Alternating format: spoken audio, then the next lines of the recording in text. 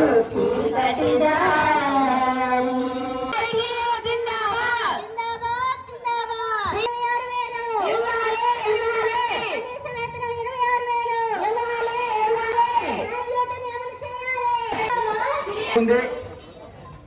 సమ్మెకి మద్దతిస్తూ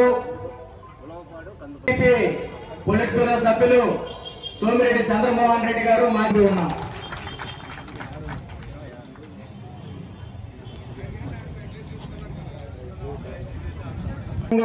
రాష్ట్ర వ్యాప్తంగా అంగన్వాడీలు సమ్మె బాట బట్టి ఈ సమ్మె ఈ రోజుకి చేరుకుంది. ఈ 26 రోజుల్లో ప్రభుత్వం స్పందించి మన కందుకూరు నుంచి ఈరోజు అంటే టీవీలో వార్తలు చూశాను. ఆయన బ్రహ్మాస్త్రం ప్రయోగించాడు మన మీద జగనన్న.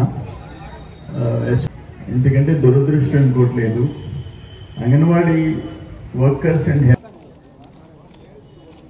అందరికి నమస్కారం.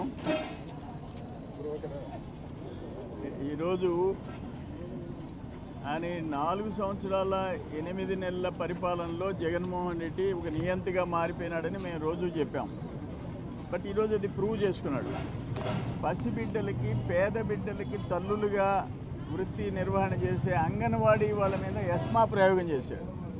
ఎప్పుడో 1980లో ఇందిరాగాంధీ ఆ చట్టం తెచ్చింది. చాలామందిని చూశారు ఈ ఎస్మా చట్టాన్ని. 2003లో జయలలిత 1,70,000 మందిని తీసేసింది. ఏమైంది? మళ్ళీ తిరిగి జీతాలు ఇచ్చి పెట్టుకోవాల్సిన పరిస్థితి వచ్చింది. 2006లో తెచ్చినారు, ఉమ్మడి ఆంధ్రప్రదేశ్ 9లో తెచ్చినారు. ఏమైంది?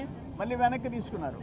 ఇప్పుడు 2022లో లాస్ట్ ఇయర్ ఆ పిఆర్సీ ఉద్యోగులు సమ్మె చేస్తుంటే ఆయన ఒక పక్కన మంత్రులతో కమిటీ సమావేశాలు జరుగుతుంటే ఆ mining director mines and geology Venkatareddy ESMA ప్రయోగించాడు.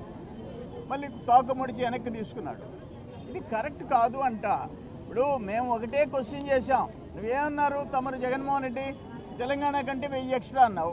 వాళ్ళు 13,600 ఇస్తున్నారు, నువ్వు 14,600. ఈ 4 సంవత్సరాలు ఆ 3,600 వడ్డీతో కూడా కలిపి వాళ్ళకి ఏంటి? అట్లీస్ట్ అది చేయి, నువ్వు చెప్పింది చేయి.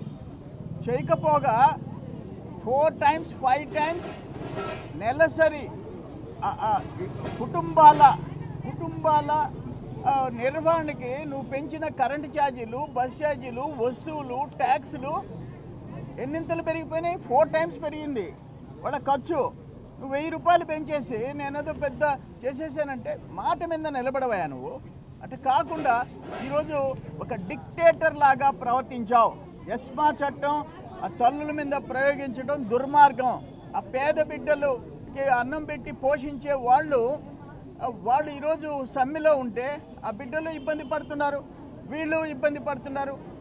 కానీ న్యాయమైన డిమాండ్లు పరిష్కారం చేయకపోతే నీకు పనిష్మెంట్ రాబోయే 2 నెలల్లో జరిగే ఎన్నికల్లో ఏందో చూపిస్తారు, ప్రజలు అనుభవించి తీరుతావు. ఇది దుర్మార్గం. ఇది ఎస్మా చట్టాన్ని వెంటనే వెనక్కి తీసుకో, కాకపోతే నాశనం అయిపోతారు. ఇది కరెక్ట్ కాదు. ఇది ఎవరి మీద ప్రయోగిస్తున్నావు? నువ్వు ఒక పేద తల్లుల మీద ప్రయోగిస్తున్నావు. దుర్మార్గం ఇది.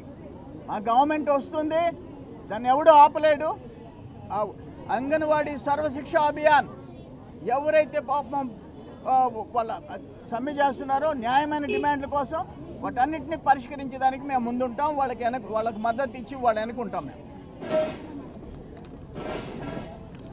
మరిన్ని వీడియోస్ కోసం ఛానల్ ని సబ్స్క్రైబ్ చేయండి. లేటెస్ట్ అప్డేట్స్ కోసం వాట్సాప్ ఛానల్ ని ఫాలో చేయండి.